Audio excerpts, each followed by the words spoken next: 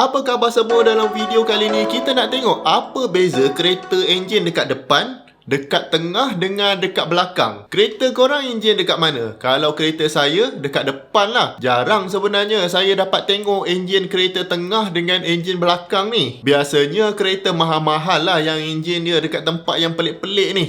Okey, jom kita tengok. Pertama sekali, jenis kereta yang paling biasa kita jumpa adalah kereta enjin di bahagian depan. Kiranya kereta enjin depan ni adalah kereta yang paling praktikal lah di antara ketiga-tiga jenis ni. Kereta enjin depan ni maknanya enjin tu sama ada dia di atas aksel tayar depan ataupun dia lebih depan lagi. Kenapa enjin depan ni dia sangat popular berbanding enjin-enjin lain? Kebanyakan dari kita ni nakkan kereta yang boleh digunakan untuk semua benda. Nak pergi kerja boleh, nak balik kampung boleh, nak racing pun boleh, tapi kadang-kadang je lah. Jadi kita nak kereta yang power dia okey, senang nak baiki kalau rosak dan ruang dalam dia besar untuk boleh bawa semua orang. Sebab itulah kereta enjin dekat depan ni sangat praktikal. Disebabkan enjin tu ada dekat depan, ruang kabin kereta boleh diluaskan. Maknanya selepas dari enjin dengan gearbox dekat depan tu, dah tak ada apa lagi dah benda yang besar. Jadi ruang kabin memang boleh luas. Ruang penumpang belakang pun dapat luas. Dan kalau dekat Malaysia, yang penting sekali,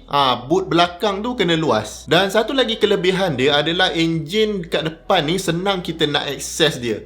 Jadi kalau rosak ke, lebih mudah lah nak dibaiki oleh mekanik. Kalau lagi mudah, lagi kurang lah labor cost, betul tak? Jadi dapatlah jimat. Tapi macam biasa, kalau ada kelebihan mestilah ada kekurangan, betul tak? Kekurangan enjin depan ni tak banyak sebenarnya bagi pemandu biasa. Cuma bagi pemandu yang memang nak betul-betul laju dan sentiasa push enjin ni, dia akan rasa sikit kelemahan dia. First kali, bila enjin dekat depan dan kereta pula adalah pacuan roda depan. Nak dapat traction pada mula-mula pecutan tu memang susah sikit. Sebab tayar depan yang kena tarik keseluruhan berat badan kereta tu. Ini berbeza tau kalau enjin pacuan roda belakang. Kalau roda belakang ni, dia macam kita tolak kereta ni. Jadi traction dia lagi bagus. Tapi kalau enjin dekat depan tapi pacuan roda belakang, maknanya kena ada satu shaft yang panjang untuk sambungkan enjin dengan tayar belakang. Lepas tu kena tambah differential lagi. Jadi maknanya akan ada pertambahan berat dan akan makan space lah dalam kereta. Jadi dekat bahagian dalam kabin tu, lantai tengah tu akan jadi tinggi. Jadi sempit sikit lah kalau orang nak duduk dekat tengah, dekat belakang. Satu lagi kelemahan kereta enjin depan ni adalah dia agak mudah untuk understeer. Tapi masa kita bawa laju je lah yang kita rasa benda ni. Kalau bawa ikut speed limit tak rasa pun.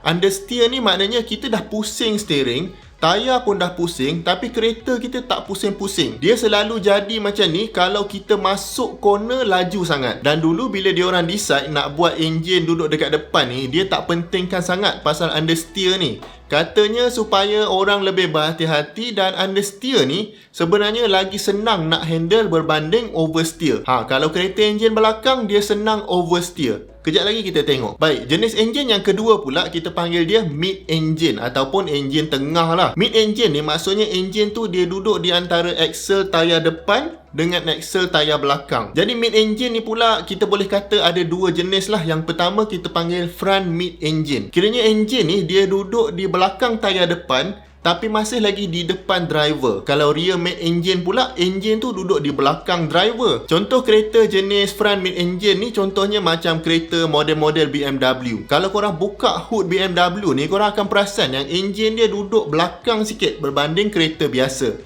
Kalau rear mid engine pula sebagai contoh kereta Ferrari. Dan rear mid engine ni kemungkinan besar dah tak ada tau tempat duduk dekat belakang. Sebab dekat situlah enjin dia duduk. Jadi kalau ikutkan, rear mid engine ni dah tak praktikal lagi untuk ramai orang. Dah lah dapat dua je seat, lepas tu harga mahal pula.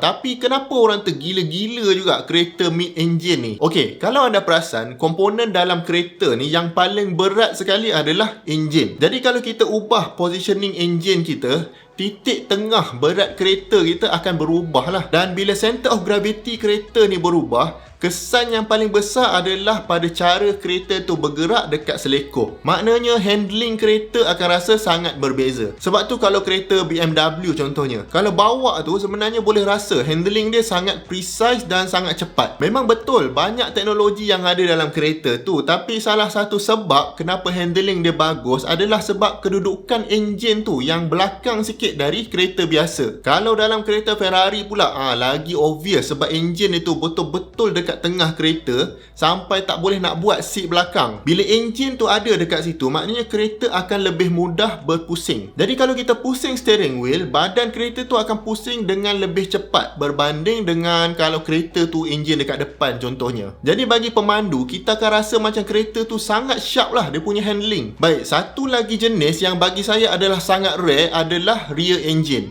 Rear engine ni maksudnya kereta yang enjin dia duduk sama ada atas axle tayar belakang ataupun lebih belakang lagi dari axle tu. Dia macam terbalik dengan front engine tadi. Dan kereta yang paling popular untuk rear engine ni adalah model-model kereta Porsche lah. Sampai kita tak boleh nampak enjin dia. Dan inilah sebabnya kereta Porsche ni dia ada 4 seat, tapi seat belakang tu sangat kecil. Budak-budak je boleh duduk sebab ada enjin dekat situ. Satu lagi kereta legend yang ada enjin dekat belakang ni adalah Volkswagen Beetle lah. Jadi kenapa orang cipta kereta letak enjin dekat belakang ni sebenarnya? Baik, bagi saya kereta enjin belakang ni memang track focus lah. Maknanya memang kena betul-betul pandai memandu baru boleh push enjin ni to the limit. Bila enjin ni ada dekat belakang, kereta kita pun akan berat ke belakang. Kelebihan berat dekat belakang ni adalah grip ataupun cengkaman tayar belakang ni untuk kita memecut sangat banyak. Jadi pecutan memang cepat. Sebab tu kereta yang enjin belakang ni sama ada pacuan belakang saja ataupun dia all wheel drive. Dia takkan ada front wheel drive sebab tak ada faedah. Yelah, orang letak enjin dekat belakang untuk dapatkan traction.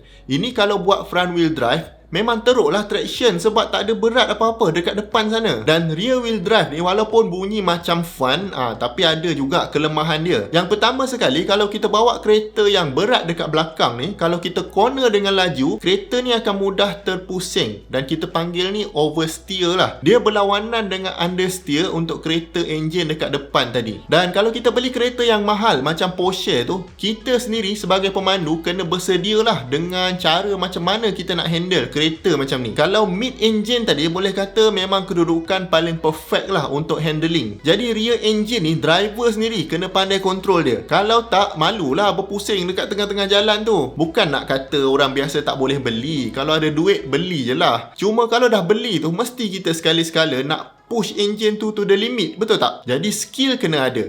Okey, jadi kalau nak ikutkan front engine, mid engine dengan rear engine ni masing-masing ada kelebihan yang tersendiri. Cumanya untuk market kereta secara global, pengguna lebih memilih practicality berbanding performance. Dan sebab tu kereta front engine lebih popular. Sebab kereta front engine pun not bad juga sebenarnya dari segi power dan handling ni. Tambah-tambah dengan sistem elektronik, driver assistant, traction control dan sebagainya, kita yang driver biasa ni tak perasan pun beza dia. Cuma semi pro dengan pro driver je yang dapat rasa dan dapat gunakan sepenuhnya kelebihan power dengan handling untuk kereta-kereta yang enjin tengah dengan enjin belakang ni. Jadi korang minat enjin yang mana satu? Enjin depan ke, enjin tengah ke, enjin belakang? Jangan lupa tinggalkan komen anda di bawah. Dan kalau anda dapat belajar something dari video ni, saya hargai sangat kalau anda dapat bantu kami dengan 2 klik. Klik butang like dan klik butang subscribe.